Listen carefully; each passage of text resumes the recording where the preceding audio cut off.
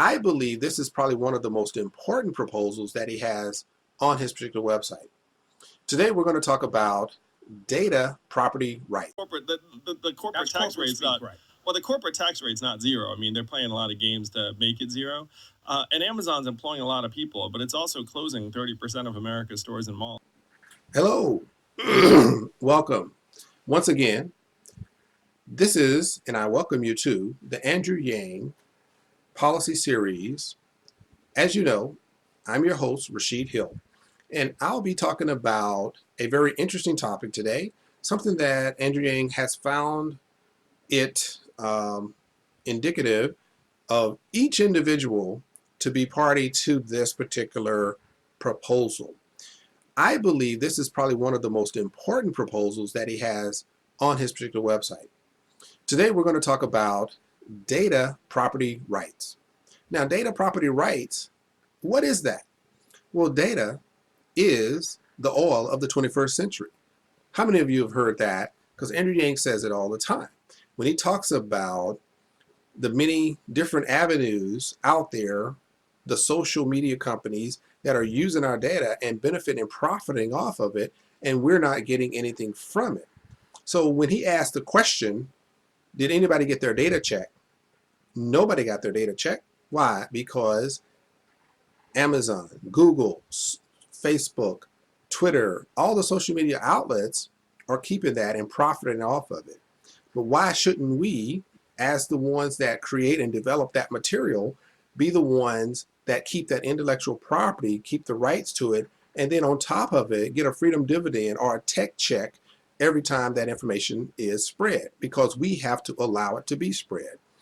Now, if you understand anything about blockchain technology, you know that there's a browser that allows you to give permission for your information to be put out there. That browser is the, where is it at? The Lion browser, and that's by BAT, Basic Attention Token, provides the Lion browser. Okay, so anyway, hey, moving on, let's get into the actual content of the policy that Andrew Yang has proposed. Like I said, today's topic is about data property rights. Intellectual property, it's your right. You should be able to keep it. You should be able to benefit and profit from it. So we're going to figure out how to get you a tech check for your intellectual property. So Andrew Yang says, data is the new coin of the realm in many industries. In many settings, our data is being sold and resold for large sums without our knowledge. Our data is immensely valuable. We should be able to share in the economic value generated, which could be even higher with our buy-in.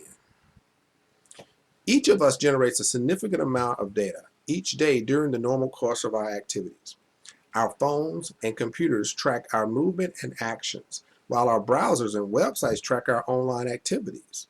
As we've seen, some of our largest tech companies can know more about us and our lives than our families and those closest to us.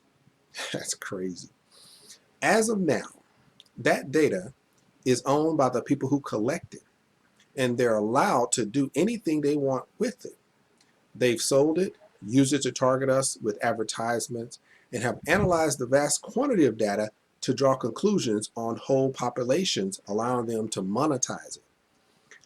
One of the other things that he talks about, or that we can reflect on when you're talking about what the data is used for, the data can be used by people that don't want to do good, or they want to influence, maybe they want to influence polling, or they want to influence voting, or they want to influence voters. Then they can go in and hack information, take your information, and if you're saying something negative, but it has nothing to do with a topic, they can take your negative comments and shift it over here to the topic they wanted to associate with. Let's say there's two candidates running for office.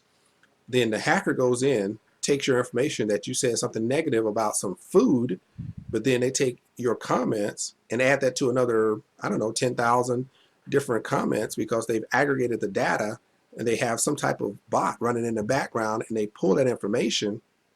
They can actually associate that maybe to that candidate that they don't want to win in that particular election. This is happening, this has happened, and it can happen again.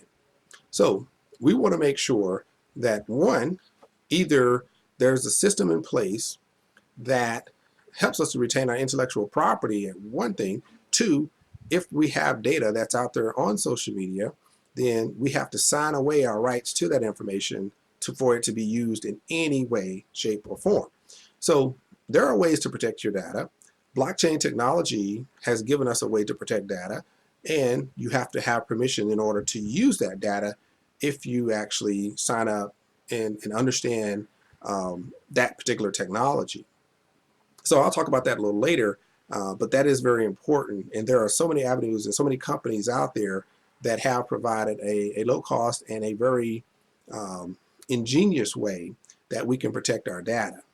And it's just beautiful that Andrew Yang has created a proposal that falls in line with this to help us do that as well. So as of now, that data is owned by the people who collect it, and they're allowed to do anything they want with it. We've also seen it be monetized, but at the same time, it's been abused, just like I said with the voting example. Some companies haven't done enough to protect our data, resulting in breaches that have made our private information insecure. Others have sold it to disreputable companies, allowing them to target us for everything from marketing, fraudulent services, to influence in elections. Companies themselves have asked for better and clearer rules. This absolutely needs to stop. Data generated by each individual needs to be owned by them, with certain rights conveyed that will allow them to know how it's used and to protect it. This is vital. This is crucial. This is essential. Let me give you an example of there's a company that I know of that's using the blockchain technology to protect intellectual property. So GoChain, I'm just looking at an example now that I did a quick search. As an advocate of blockchain technology, I like to look at companies that are doing some things that are benefiting us in the world. So GoChain is a company that offers the use of blockchain technology as a tool to manage and store intellectual property rights on a decentralized ledger. So if you know anything about blockchain technology, then you know that blockchain technology is about a distributed ledger database of sorts. It's in kind of an advanced database, I would say. And your knowledge, your information is so secure that there is no way to hack into it when it's stored and distributed on this particular ledger. It's immutable, so you can't take a bit of it and reproduce it because you don't have the whole piece. You know, you only have little parts that you can maybe take or duplicate, but you can't take the whole source of that particular information. So intellectual property, as you know, refers to creations of the mind. This includes everything under that umbrella: inventions, literary work, artistic work, music, license, patents, copyrights, trademarks, also any symbols or names or images used in that commerce. So this is what I like to look at when we're talking about data, property rights, or intellectual property rights. This is essential in what we need to do. But like I said before, what they're doing with the property or the intellectual property right now, it needs to stop. But some of the things that are proposed by Andrew Yang that we need to do, we should have the rights to do, is the following. We should have the right to be informed as to what data will be collected and how it will be used. We have the right to opt out of data collection or sharing. We have the right to be told if a website has data on you and what that data is. We have the right to be forgotten, to have all data related to you deleted upon request. We have the right to be informed if ownership of your data changes hands. We have the right to be informed of any data breaches, including your information, in a timely manner.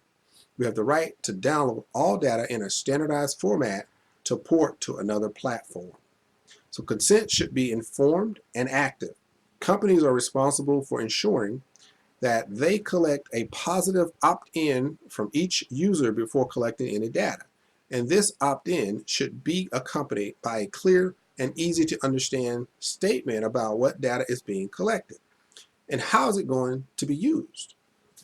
You can waive these rights and opt in to sharing your data if you wish for the company's benefit and your own convenience. But then you should receive a share of the economic value generated from your data, i.e., the tech check.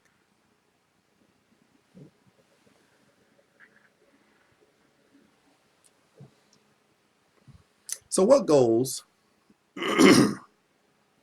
does Andrew Yang propose for data property rights? One, establish data as a property right for individuals, giving them the right to protect how it's collected and used. Two, enhance the ability of individuals to keep their privacy intact while using modern devices and the internet. Three, enable individuals to share in the economic value generated as a result of their data. As president, Andrew Yang's what he wants to do as president is work with Congress to pass a law establishing data as a property right as defined previously. So that's my talk for this evening. Data property, intellectual property, is a right of the individual that created it, developed it, posted it up somewhere, and delivered it for public use. No matter what format it's in, intellectual property is still the right of the owner of that. Whoever created it, whoever generated it, whoever thought it up, whoever put it out there so people can enjoy it. That is the right of that individual, and we need to protect those rights. So I close with this. Data is the oil of the 21st century.